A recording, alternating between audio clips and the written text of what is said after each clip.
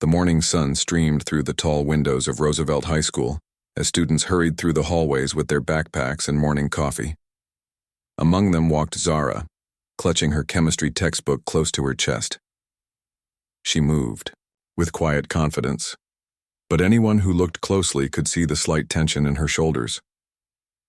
Zara was different from most students at Roosevelt High, not just because she was one of only 3 black students in the entire advanced placement program, but because she carried herself with a maturity that came from responsibility. While other 17-year-olds worried about weekend parties and who was dating whom, Zara balanced her studies with a part-time job at the local grocery store. Every Tuesday and Thursday evening, after her AP classes ended, she would rush to Peterson's Market, where she stocked shelves and worked the register until closing time. The money wasn't much, but it helped her mom, Diana, pay for groceries and keep the lights on in their small apartment across town. Diana worked double shifts as a nursing assistant, and Zara had learned early that education was their ticket to something better. As Zara entered her AP chemistry classroom, she noticed the familiar divide. The front rows were filled with students from Hillcrest, the wealthy neighborhood on the north side of town. Their designer backpacks and latest smartphones told a story of comfort that Zara knew well by observation. She took her usual seat in the back corner, not because she was shy, but because she had learned that sometimes it was easier to focus when you weren't constantly aware of being the only one who looked like you.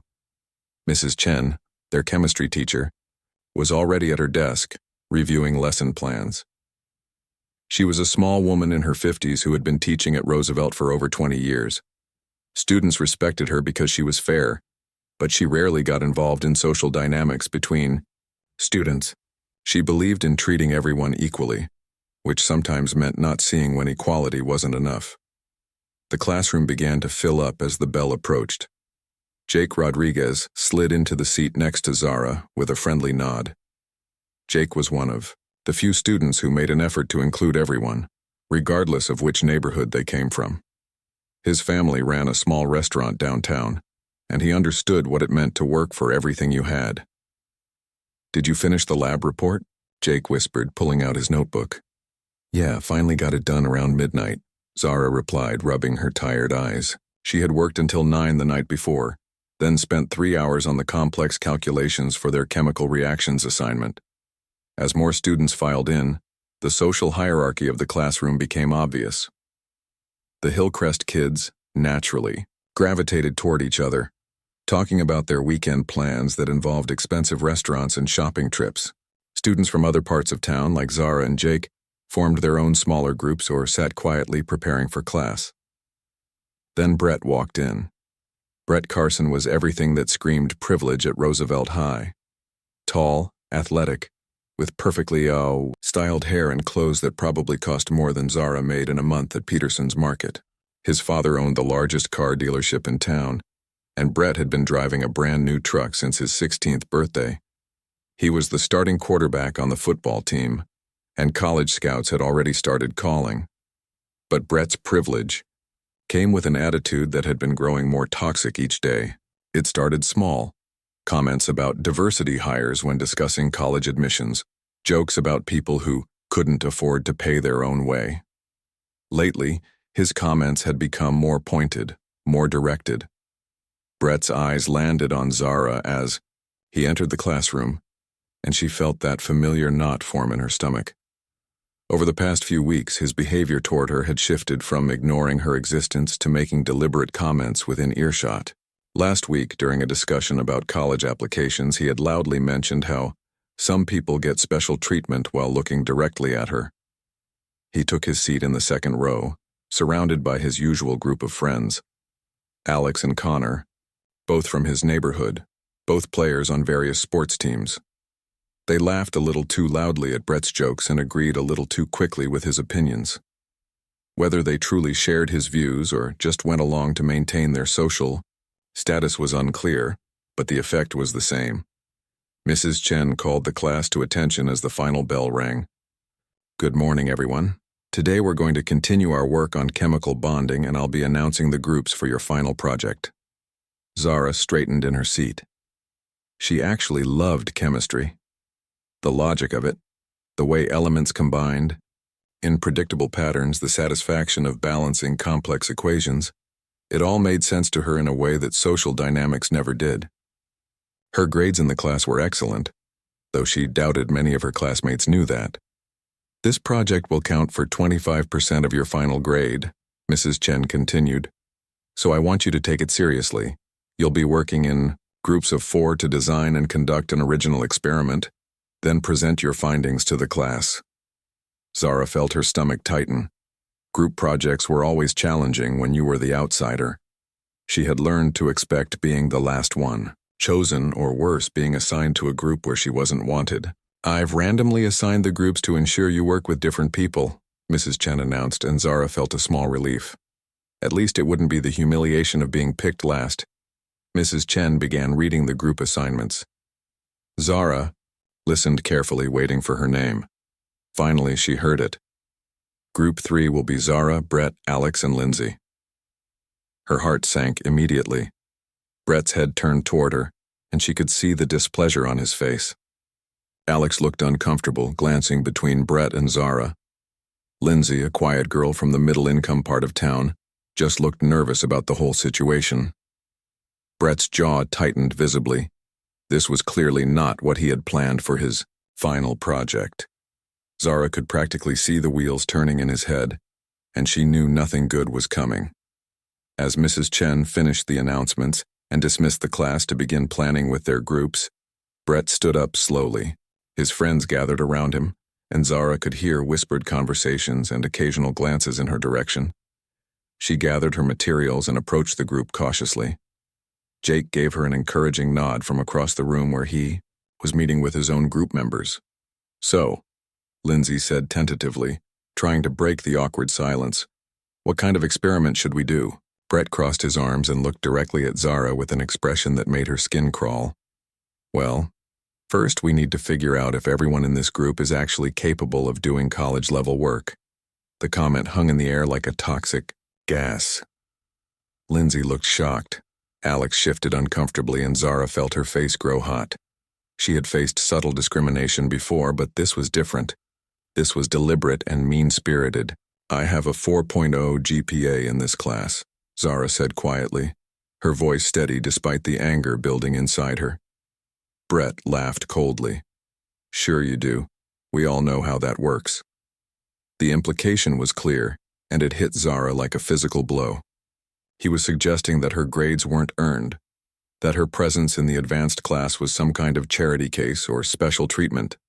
Around them, other groups were excitedly discussing experiment ideas, completely unaware of the toxic dynamic playing out just a few feet away. Mrs. Chen was busy at her desk, grading papers and preparing for the next class. Zara realized this was just the beginning. Brett had decided to make her his target, and with 3 weeks left on this project, she was going to have to face this every single day. But what Brett didn't know was that Zara hadn't gotten this far by backing down from bullies. She had worked too hard and sacrificed too much to let someone like him push her out of her rightful place. 3 days had passed since the group assignments were announced, and Zara could feel the tension building like pressure in a sealed container. Every chemistry class felt like walking into a minefield. Brett had made it clear through his body, language, and snide comments that he considered her presence in the group a burden he didn't want to carry. During their first group meeting, he had deliberately talked over her suggestions and dismissed her research ideas without even listening. When she tried to contribute to their experiment proposal, he would roll his eyes or make comments about keeping things simple enough for everyone to understand. Alex and Lindsay watched these exchanges with growing discomfort, but neither had the courage to call him out directly. Zara had dealt with subtle racism before, the suspicious looks when she entered expensive stores, the surprise on people's faces when she spoke with intelligence and confidence, the assumptions about her family's financial situation.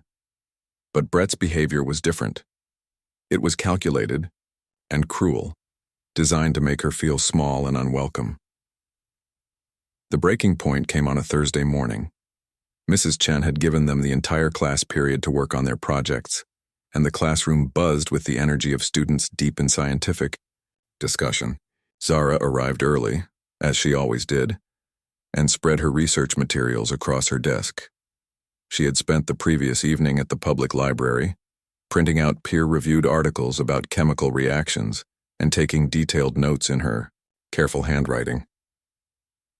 When Brett walked in with Alex and Connor, he immediately noticed Zara's prepared materials. Instead of joining the group, he made a deliberate detour to talk to his friends from other groups. Zara could hear fragments of their conversation, and she knew they were talking about her. "This is ridiculous," Brett said, loud enough for several people to hear. "Some of us are trying to get into good colleges, and we're being held back by people who don't even belong here." Lindsay, who had been quietly reviewing her own notes, looked up with confusion. "What do you mean?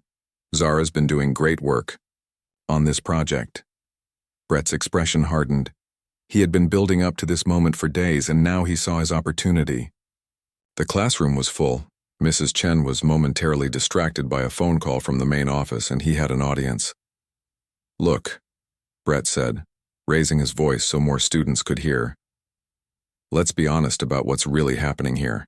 Some people get special treatment, okay? They get put in classes they can't handle, and then the rest of us have to carry the load." The conversations around them began to quiet down. Students sensed drama and turned their attention toward Brett's group. Jake, working with his team across the room, looked up with concern when he heard Brett's tone. Zara felt her heart racing, but she kept her voice steady. "I don't know what you're talking about. I've contributed equally to this project." "Have you?" Brett challenged, stepping closer to her desk. "Because from what I can see, you're just copying what the rest of us figure out. Maybe you should consider whether you're really cut out for advanced classes." The room had gone almost completely silent now. Even students who had been absorbed in their own work were watching the confrontation unfold. Mrs. Chen was still on her phone call, unaware of what was happening just a few feet away from her desk. Alex shifted uncomfortably in his seat. "Brett, come on, man. Let's just focus on the project." But Brett was past the point of backing down. He had been feeding off the attention from his friends for weeks, and their encouragement had made him bolder. "No, I think this needs to be said. We're supposed to be preparing for college here, not babysitting people who can't keep up." Zara stood up slowly, her research papers clutched in her hands. She had reached her breaking point, but she wasn't going to lose her composure. "Not here, not in front of everyone. I have the highest test scores in this class," she said clearly, her voice carrying across the silent room. "I've never missed an assignment, and I've been tutoring other students in chemistry for 2 years." "Right," Brett laughed coldly. "Tutoring. Is that what we're calling it now?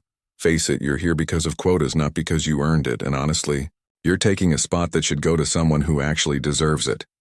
The words hit the room like a physical blow.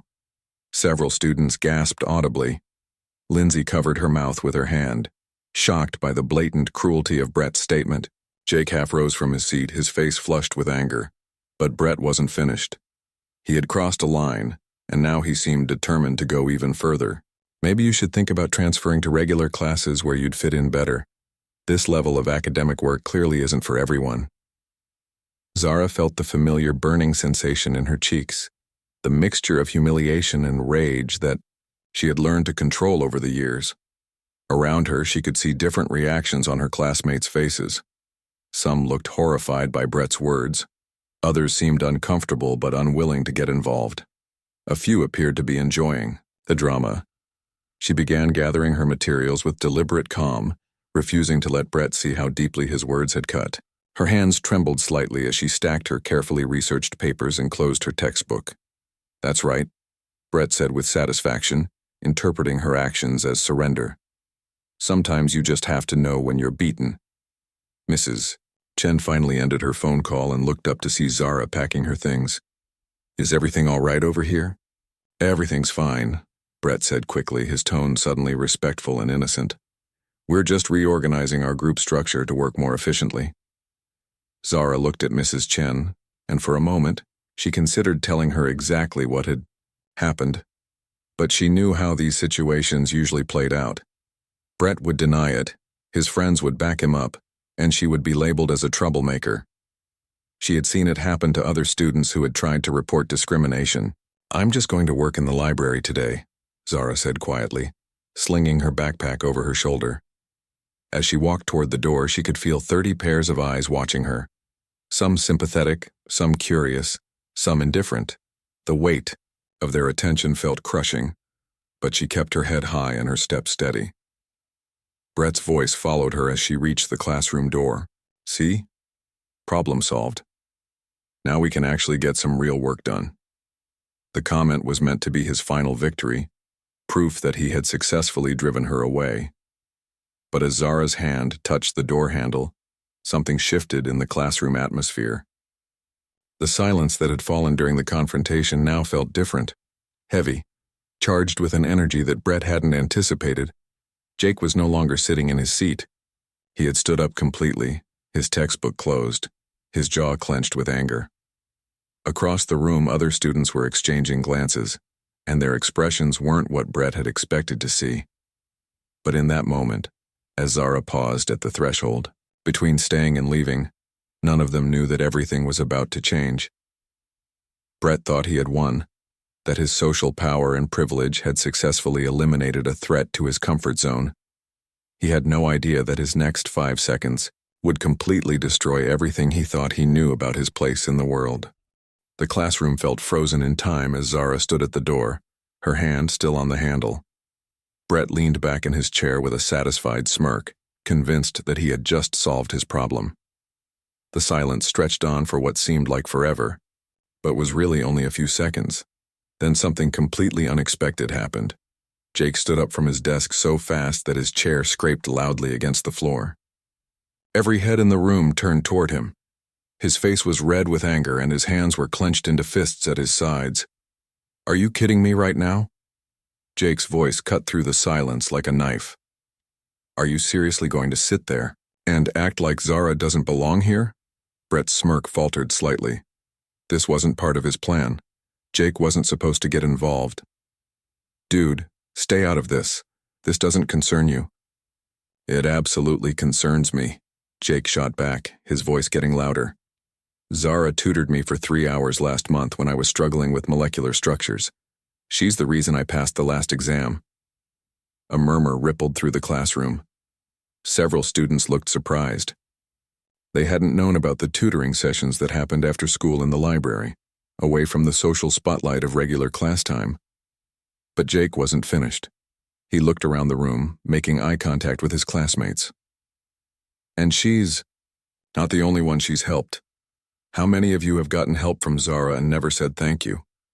The question hung in the air like a challenge. Students began shifting uncomfortably in their seats, and Zara could see recognition dawning on several faces. Then, from the middle of the room, a quiet voice spoke up. It was Diana, a shy girl who rarely participated in class discussions. "She helped me too," Diana said, her voice barely above a whisper. "When I was failing chemistry last semester, Zara spent her lunch breaks teaching me how to balance equations." Brett's confident expression was starting to crack. This wasn't how things were supposed to go. His friends Alex and Connor were looking anywhere but at him, clearly uncomfortable with how the situation was developing. "She tutors kids at the community center too," Jake continued, his momentum building. "Every Saturday morning, for free. My little sister goes there and she always talks about how patient and smart Zara is." More heads were turning now, and Zara could see students whispering to each other. Some looked ashamed, others looked amazed, as if they were seeing her clearly, for the first time. Then something even more surprising happened. Mrs. Chen, who had been quietly observing from her desk, slowly stood up. Her small frame seemed to fill the room with authority as she walked toward the center of the classroom. "I think," Mrs. Chen said in her calm, measured voice, "that there are some things this class needs to know." Brett straightened in his seat, suddenly looking less confident. Mrs. Chen had a reputation for being fair but tough, and her tone suggested that she had heard more of the confrontation than he had realized. "Zara," Mrs. Chen said, looking directly at her, "please don't leave. I think your classmates would be interested to hear about your test scores this semester." Zara felt her stomach flip. She had never wanted her grades to be public knowledge. She preferred to fly under the radar, to succeed quietly without drawing attention to herself. Mrs. Chen walked to her gradebook and opened it deliberately. Zara has the highest average in this class. Her last 3 test scores were 98, 96, and 100. She's also the only student who has never missed turning in an assignment. The classroom was completely silent now. Even Brett seemed stunned by this information. He had built his entire argument around the assumption that Zara was struggling academically, and now that foundation was crumbling beneath him. But Mrs. Chen wasn't finished. Furthermore, I've been teaching at this school for 22 years, and Zara is one of the most naturally gifted chemistry students I've ever had. Her understanding of complex molecular interactions is remarkable. Zara felt tears prick at her eyes, but they weren't tears of sadness anymore. They were tears of relief and gratitude. Someone in authority had finally seen her for who she really was. In fact, Mrs. Chen continued, her voice growing stronger, I've already recommended Zara for the State Science Scholars Program. If accepted, she'll have her college tuition fully paid at any state university. Gasps echoed around the room. The State Science Scholars Program was legendary. Only 10 students in the entire state were selected each year, and it was based purely on academic merit and scientific potential. Jake began clapping, slowly at first, then faster. Within seconds, other students joined in. Diana clapped enthusiastically, as did several other students who had received Zara's help over the years. Even some of the Hillcrest kids who had been silent observers until now began applauding. Brett sat frozen in his seat, his face pale. The foundation of his worldview was collapsing around him. Everything he had believed about himself, about his place in the academic hierarchy, about who deserved to be in advanced classes was being challenged, but the biggest surprise was yet to come. Lindsay, who had been quiet throughout the entire confrontation, suddenly stood up. Her voice was shaky, but determined. I need to say something too. She turned to face Brett directly. My family lost our house last year. We're living with my grandparents now, and I've been too embarrassed to tell anyone. Zara figured it out somehow, and she started sharing her lunch with me every day. She never made a big deal about it, never made me feel like charity. She just cared. More students were standing now. One by one, they began sharing their own stories. Kevin talked about how Zara had helped him with college application essays. Priya mentioned the time Zara had stayed after school to help her prepare for a chemistry presentation. Even some students from other classes had heard about her tutoring and had sought her help. With each story, Brett seemed to shrink further into his seat. His friends Alex and Connor were now avoiding eye contact with him entirely.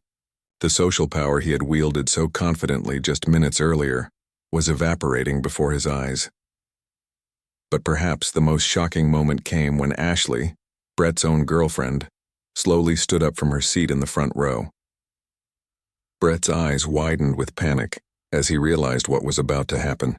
Brett, Ashley said, her voice filled with disappointment. I can't believe you would say those things, especially when you know that Zara helped coach me through my panic attacks before the SATs. Brett's mouth fell open. He had no idea that his girlfriend had been receiving help from the same person he had been targeting with his cruelty.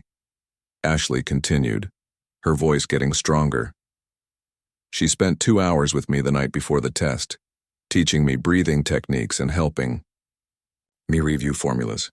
Because of her, I raised my score by 200 points. The applause that followed was thunderous. Students who had never spoken to Zara before were looking at her with respect and admiration. The quiet girl who sat in the back corner had been revealed as someone who had touched nearly every life in that classroom in some positive way. Zara stood at the door, overwhelmed by the outpouring of support. She had spent so long feeling isolated and different, and now she was discovering that she had been building connections all along without even realizing it. Brett sat in stunned silence, completely alone for the first time in his high school career. His attempt to exclude and humiliate Zara had backfired in the most spectacular way possible. Instead of driving her out, he had revealed her true value to everyone around them. And in that moment, he began to understand that everything he thought he knew about power, privilege, and who really mattered in their school was about to change forever. The applause finally died down. but the energy in the classroom remained electric. Zara slowly walked back to her seat, still processing what had just happened. Students who had never spoken to her before were smiling and nodding in her direction. The invisible barriers that had existed in the classroom for months seemed to have crumbled in just a few minutes. Brett sat frozen in his chair, staring at his desk. His carefully constructed world of social hierarchy and assumed superiority had collapsed so quickly that he was still trying to understand what had happened. The girlfriend who had just publicly called him out, the classmates who had revealed their respect for his target, the teacher who had exposed his complete misunderstanding of academic reality. It was all too much to process. Mrs. Chen looked around the room with a mixture of pride and concern. As an educator, she was thrilled to see her students standing up for what was right. But she also knew that this situation needed careful handling to prevent it from escalating further. "I think," Mrs. Chen said calmly, "we need to have an honest conversation about what just happened here." She walked to the front of the classroom and turned to face all of her students. "For weeks, I've been watching tension build in this room. I've seen disrespectful behavior, heard inappropriate comments, and witnessed one student trying to make another feel unwelcome." Brett's face turned red.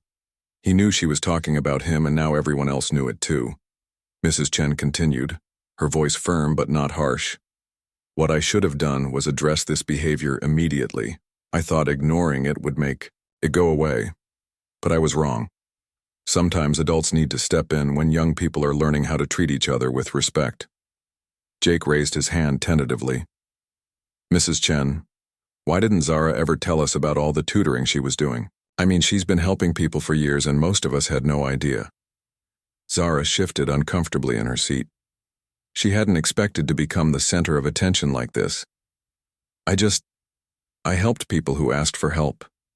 It wasn't a big deal. But it was a big deal," Lindsay said softly. "At least it was to me and probably to everyone else you helped too." Diana, the shy girl who had spoken up earlier, nodded enthusiastically. "I would have failed chemistry without you. My parents would have been so disappointed. You literally saved my grade." Mrs. Chen smiled at this exchange, but then her expression grew more serious as she looked toward Brett. "I think we also need to address the elephant in the room. Brett, your behavior today was completely unacceptable." Brett finally looked up from his desk, his face a mixture of embarrassment and defiance. "I was just saying what everyone was thinking." "No," Ashley said firmly from her seat. "You were saying what you were thinking, and it was wrong." The betrayal in Ashley's voice was clear, and Brett flinched as if he'd been slapped. They had been dating for 8 months, and he had assumed she would always take his side. Alex, who had been silent throughout most of the confrontation, finally spoke up. "Dude, I tried to tell you to drop it. This whole thing got way out of hand." Brett looked around at his friends, expecting support, but found none. Connor was staring out the window, clearly wanting to be anywhere else. Alex looked disappointed and embarrassed. Even the other football players in the class were avoiding eye contact with him. Mrs. Chen walked over to her desk and picked up a folder. "Brett, I need you to know that this isn't the first time your behavior has been brought to my attention. I've been documenting incidents for the past month." Brett's eyes widened in panic. "What kind of incidents?" "Comments about diversity quotas, suggestions that certain students don't belong in advanced classes, dismissive behavior during group work." Mrs. Chen opened the folder and glanced at her notes. "I've also received reports from other teachers about similar behavior in their classrooms." The room was completely silent now. This was bigger than just one classroom confrontation. Brett's pattern of behavior had been noticed and documented by multiple adults in the school. "After class, you and I will be taking a trip to Principal Martinez's office," Mrs. Chen continued. "This behavior ends today." Brett's face went pale. Principal Martinez was known for taking discrimination seriously, and Brett suddenly realized that his college football prospects could be in jeopardy. Scouts didn't want players with disciplinary records, especially ones related to harassment or discrimination. Ashley stood up and gathered her books. "I need some air," she said quietly, but before she left, she stopped next to Zara's desk. "I'm sorry I never said anything before. I should have spoken up weeks ago. Zara looked up at her with surprise. Ashley was popular, beautiful, and seemed to have the perfect life. The idea that she had been struggling with anxiety and needed help was something Zara had never considered. "You don't need to apologize," Zara said softly. "I was happy to help." Ashley smiled, but there were tears in her eyes. "You probably saved my future. I needed those SAT scores to get into college, and my family can't afford to pay full tuition anywhere." As Ashley left the classroom, more students began approaching Zara's desk. Kevin wanted to thank her again for help with his college essays. Priya asked if she would be continuing her tutoring sessions next semester. Even some students she had never directly helped expressed interest in getting assistance with their studies. Mrs. Chen watched this interaction with growing amazement. In 22 years of teaching, she had rarely seen such a dramatic shift in classroom dynamics. What had started as an ugly confrontation had revealed the hidden kindness and academic excellence that had been operating quietly in her classroom all semester. But the most surprising moment came when Connor, one of Brett's closest friends, approached Zara hesitantly. "Hey, Zara?" Connor's voice was barely above a whisper. "I know this is weird timing, but I'm really struggling in calculus. I heard you tutor math too?" Zara nodded, still somewhat stunned by everything that had happened. "Sure, I can help." "You?" Connor looked relieved. "I didn't want to ask before because of how Brett was acting, but I really need help, and my parents are threatening to take away my car if my grades don't improve." This admission hit everyone in the room like a thunderbolt. Connor, one of the most popular kids in school, had been afraid to ask for academic help because of social pressure from his own friend group. Brett's toxic behavior hadn't just hurt Zara, it had created an environment where students were afraid to seek the help they needed. Brett watched this interaction with growing horror. His best friend was now asking for help from the same person he had tried to humiliate just minutes earlier. The social influence he thought he wielded was not just gone, it had been actively harmful to people he cared about. Mrs. Chen looked at the clock and realized that class was almost over. "We'll continue working on projects tomorrow," she announced. "But I want everyone to think about what happened here today. Think about how we treat each other, and how our words and actions affect the people around us." As students began packing up their books, the social landscape of the classroom had completely transformed. Zara was no longer the quiet outsider, in the back corner. She was surrounded by classmates who wanted to thank her, ask for help, or simply get to know her better. Brett sat alone, watching his former social position crumble around him. In the space of one class period, he had gone from being the most popular student in AP chemistry to being completely isolated. His girlfriend had broken up with him publicly, his friends were distancing themselves from him, and he was about to face serious disciplinary action.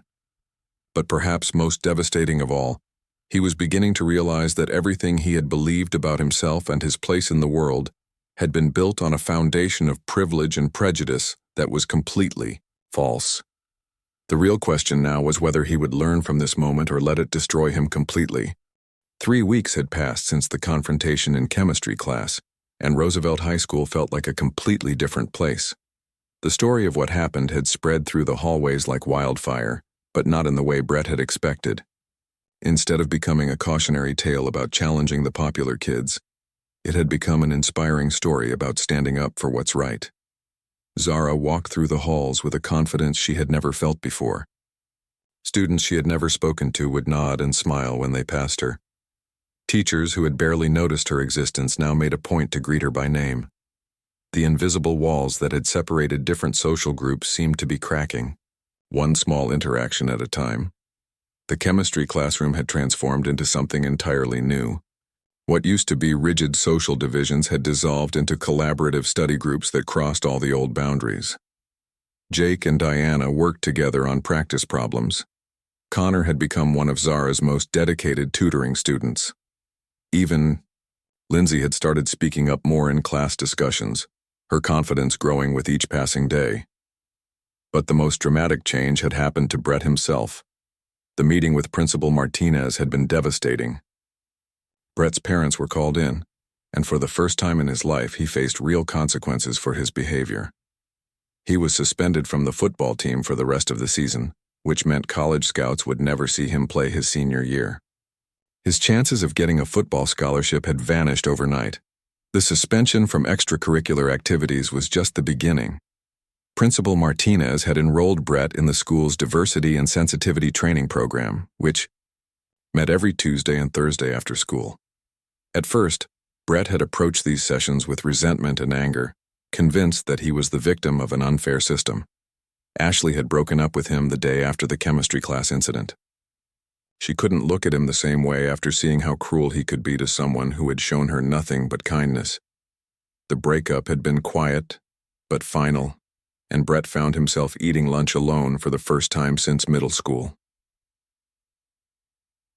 His former friends had gradually distanced themselves from him too. Alex still said hello in the hallways, but their easy friendship was gone. Connor spent most of his free time studying with Zara and her tutoring group. The social circle that had once revolved around Brett had simply reformed without him at the center. For 2 weeks, Brett had wallowed in self-pity and anger. He blamed everyone but himself for what had happened. He told himself that he was the victim of political correctness gone too far, that people were too sensitive, that he had just been speaking the truth that others were afraid to say. But slowly, through the diversity training sessions and long conversations with the school counselor, cracks began to appear in his defensive wall. Mrs. Rodriguez, who led the training program, had a way of asking questions that forced him to really think about his assumptions and beliefs. "Tell me about a time when someone made you feel like you didn't belong," she had asked during one session. Brett's first instinct had been to say that had never happened to him. But as he thought about it more, memories started surfacing. The summer he had spent with his grandmother in her working-class neighborhood, feeling embarrassed about where she lived. The time his father had lost his job for 3 months and Brett had lied to his friends about why they couldn't afford to go on their usual spring break trip. These memories forced him to confront an uncomfortable truth. He had spent so much energy trying to maintain his position at the top of the social hierarchy that he had never really examined how artificial and fragile that position was. The real turning point came during the 4th week of his suspension from football. Brett was walking through the community center parking lot after his mandatory tutoring session when he saw something that stopped him in his tracks. There was Zara, sitting at a table in the center's main room, surrounded by about a dozen younger kids. She was patiently explaining long division to a girl who couldn't have been more than 8 years old, while simultaneously helping 2 high school students with chemistry homework. Her face was lit up with genuine joy as she watched the little girl finally understand the math concept she had been struggling with. Brett stood in the doorway watching this scene unfold. This was the person he had tried to convince his classmates didn't belong in advanced classes. This was the person he had assumed was taking up space that belonged to someone more deserving. And here she was, spending her Saturday afternoon helping kids who couldn't afford private tutors, asking for nothing in return. The shame hit him like a physical blow. For the first time since the chemistry class incident, Brett truly understood what he had done. He hadn't just been mean to a classmate. He had tried to tear down someone who was actively making their community better. He started to turn away, not wanting to intrude on the tutoring session, but Zara looked up and saw him through the glass door. For a moment their eyes met, and Brett expected to see anger or disgust in her expression. Instead, he saw something he didn't expect: curiosity. Zara excused herself from the table and walked over to the door. "Hey," she said simply. "Hey," Brett replied, not knowing what else to say. I had my session with Mrs. Rodriguez and I saw you through the window." Zara nodded. "How's the training going?" The question caught Brett off guard. He had expected her to ignore him or maybe tell him to leave. He definitely hadn't expected her to show interest in his rehabilitation process. "It's hard," he admitted. "Mrs. Rodriguez keeps asking me questions that I don't know how to answer." "Like what?" Brett hesitated. This was the longest conversation he had had with Zara since the chemistry class incident, and he wasn't sure how much honesty she was ready to hear. "Like why I thought I had the right to decide who belonged in our class," he said finally. And why I was so threatened by someone who was clearly smarter than me. Zara considered this for a moment. And what did you tell her? That I don't know, Brett said quietly. I've been thinking about it for weeks, and I honestly don't know why I acted that way. One of the younger kids called for Zara's help, and she glanced back at her table. I should get back to them, she said. Brett nodded and started to walk away, but Zara's voice stopped him. Brett? He turned around. Mrs. Rodriguez runs a program here for people who want to do community service. Real community service, not just something to put on college applications. If you're interested, I could ask her about it. Brett stared at her in amazement. After everything he had done, after all the pain he had caused her, she was offering to help him find a way to make amends. Why would you do that, he asked. Zara shrugged. Because I think people can change, and because this community needs all the help it can get. 2 months later, Brett had become a regular volunteer at the community center. He helped with after-school programs, organized sports activities for younger kids, and even assisted with fundraising events. It wasn't glamorous work, and it didn't restore his social status at school, but it gave him something he had never experienced before, a sense of purpose that came from helping others rather than elevating himself. The chemistry class project had long since been completed. Zara's group, which had been reformed to include Jake and Diana after Brett's suspension, had won the top award for their innovative experiment on sustainable energy sources. Zara had been accepted into the State Science Scholars Program and had her pick of universities for the following fall. Brett's future looked very different from what he had planned. Without football scholarships, he would be attending the local community college, working to rebuild his academic record and prove that he had learned from his mistakes. It wasn't the prestigious path he had once imagined, but for the first time in his life, he felt like he was on a journey that actually mattered. The last day of school arrived with the usual chaos of locker cleanouts and yearbook signings.